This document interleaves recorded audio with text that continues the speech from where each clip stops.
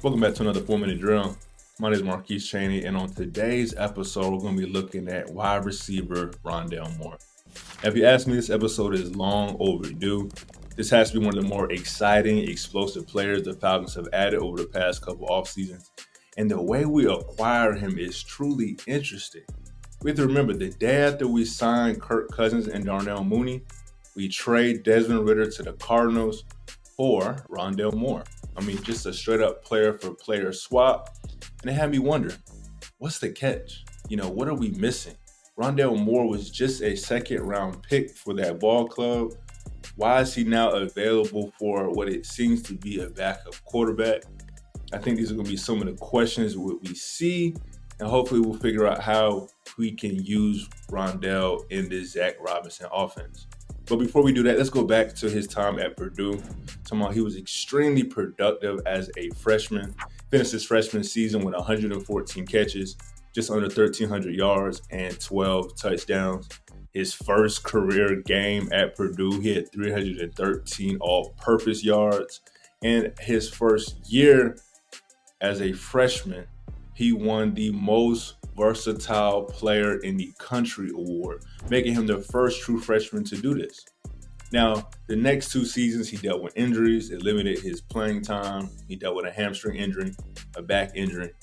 But that wasn't enough to stop him from going 49th overall in the draft. It helps that his combine, he went completely crazy. Ended up running a 4.340. He had a 40-inch vert. He did over 20 bench presses of 225 pounds. And I mean, the man's been doing 600-pound squats since he was a freshman. So again, it left me wondering, what am I missing? This is a very explosive player. Why is he available essentially for free? And I think we'll figure this out here as we watch the tape. As you all know, when I watch ball, I want to see my guys versus the best.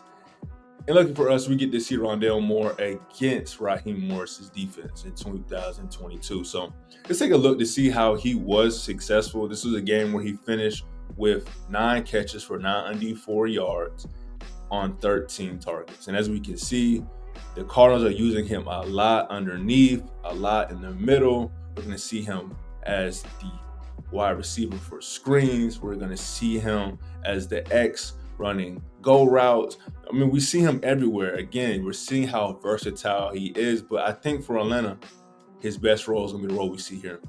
It's going to be opportunities underneath, something quick and easy. You let Drake, you let Kyle, you let Mooney attack the defense vertically. You let Moore work underneath. I'm talking about, this is a guy that has caught 74% of his targets. That is extremely impressive with a guy his size. And we have to remember too, he's played with 7 different quarterbacks in Arizona. This is something we've seen out of Drake London, we've seen out of Kyle Pitts, we've seen out of Darnell Mooney. Is just poor and inconsistent quarterback play and how that directly affects a player's production. But I mean, again, just looking at the tape, we're seeing him at multiple positions. I think this is how he could be featured in Atlanta.